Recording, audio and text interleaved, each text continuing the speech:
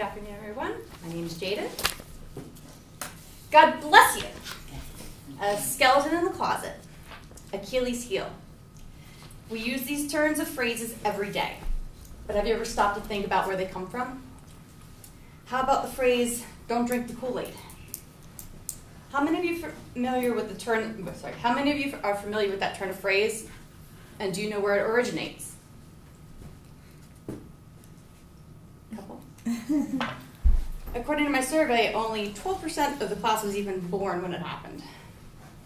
Well, I'm here to tell you a little bit about Jim Jones, the People's Temple, and the mass murder-suicide in Jonestown, Guyana.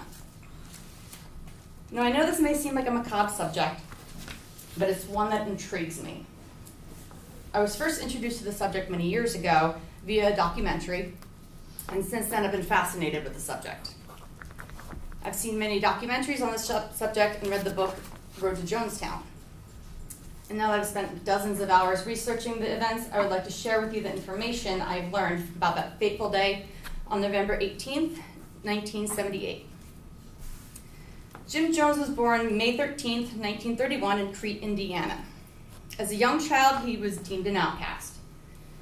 Because he had such a hard time making friends, he spent time becoming an avid reader, concentrating on the works of leaders such as Gandhi, Stalin, Marx, and Hitler. He also became obsessed with religion. He was known to hold funeral services for small animals in the neighborhood. He even once held a funeral for an opposing high school's basketball team before a big pep rally. Well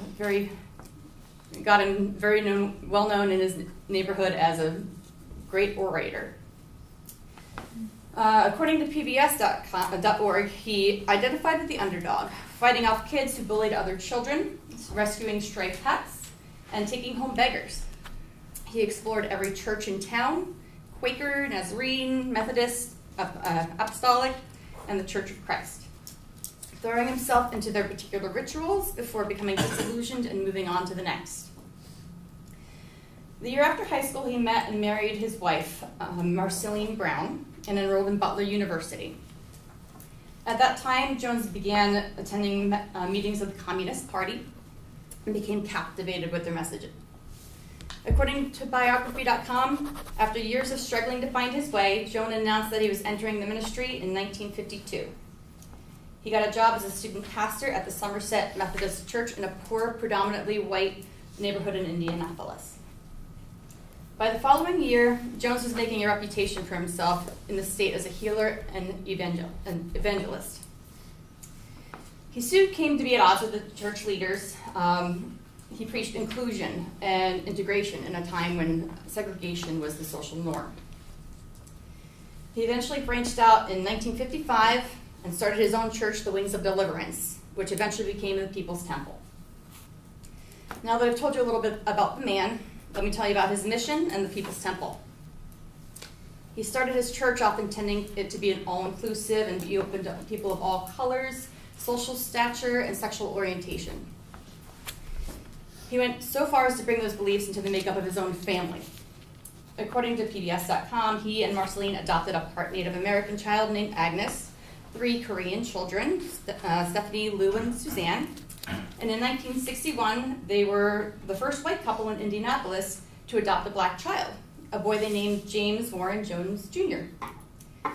The Joneses also had a biological son, Stephen Gandhi, and later adopted a white son named Tim from a People's Temple mother. They were, according to Jones, a rainbow family. While Jones was living in Indiana, he was the director of the Indianapolis Human Rights Commission, where he had the People's Temple fought for desegregation of hospitals, movie theaters, even the police department. In one episode, he was hospitalized when he came back to consciousness, realizing he was in the black area of the hospital. He refused to be moved to the white area of the hospital, so going so far as to going around and changing all of the African Americans' bedpans, which was very controversial in that time. In 1965, Jones and around 100 of his followers moved to Northern California, where he recruited more and more people into his church. Jones and the People's Temple began to become politically active in San Francisco, where they set up their new headquarters, and according to Britannica.com, invited members to live communally in an effort to utilize his utopian ideal. It was then that new, less flattering reports started coming out about what was happening in the People's Temple. There were reports that Jones had created a new persona and that he started referring to himself as the prophet and father of all. Things only worsened when a reporter published an expose depicting the financial fraud, physical abuse, and sexual abuse that was occurring within the church. According to Britannica.com, temple members were regularly humiliated, beaten, and blackmailed, and many were coerced and were brainwashed into signing over all their possessions, including their houses. Black members and members of minorities were targeted more so, and they were convinced that if they left the People's Temple, that they would be put into government-controlled concentration camps. Jim Jones began to become paranoid, according to History.com. In response to mounting criticism, the increasingly paranoid Jones invited his congregation to move with him to Guyana, where he promised they would build a utopian society. After Jones and the members of the People's Temple relocated to Guyana, his hold on his congregation only tightened. The local government had little to no authority over the settlement. There was armed guards outside at all times. They had too much going on with their own population to want to deal with the Americans who just came down to Guyana. According to biography.com, Jones ran the site like a prison camp. His followers received little food and weren't allowed to leave. Despite the cruel conditions, most of the members of the church stayed with him, some out of fear, some out of loyalty. They even participated in suicide drills, where Jim Jones would wake them up in the middle of the night to test their loyalty to see it and give them concoctions to drink and to see if they would actually drink it or not. What helped to bring what was happening in Guyana, the attention of the public in the U.S., started with a young boy named Victor. Victor's mother, Grace Stowen, a former member, had defected from the church and fought to get custody of her son back. She started a campaign with some other concerned family members and other defectors of the church, a campaign called Concerned Relatives. They filed lawsuits against Jim Jones and the People's Temple members for multiple millions of dollars. After hearing the reports coming out about Jonestown, U.S. Congressman Leo Ryan decided to go down to Guyana and inspect and see for himself what was happening. He arrived in Jonestown on November 17th, 1978. After he spent the first day there, he saw that everything was presented to him in a very lovely way. He didn't see any problems until he was leaving the next day. Members of the church started coming up to him, telling them about the atrocities, begging him to take them with him. So as he started gathering up some of the people,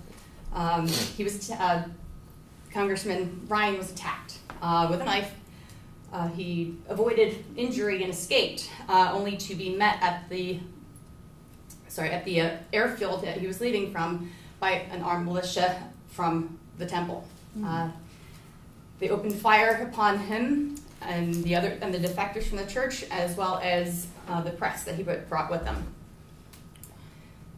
In all, Congressman Ryan was killed, 3 members of the press, and 2 others from the temple itself, as well as 11 were injured. After the shooting, the paranoid Jones was convinced that the U.S. government was going to intervene and destroy all that he had created. His solution was to have every member of his congregation, every man, woman, child, and infant, ingest a punch that was laced with cyanide and Valium, either by free will or by force. If you wouldn't drink it, he would hold a gun to your head until you drank it. Mothers injected their children with that in their mouth with the mixture as well. He either committed suicide or was shot in the head by a fellow member. All in all, over 900 people died that day, a third of them being children. Jim Jones started off as a charismatic leader with a message that was revolutionary for the time. He strived to make progressive social changes, and for a while succeeded in doing so. Unfortunately, his ego and paranoia took over, and the result was one of the largest losses of human life in U.S. history.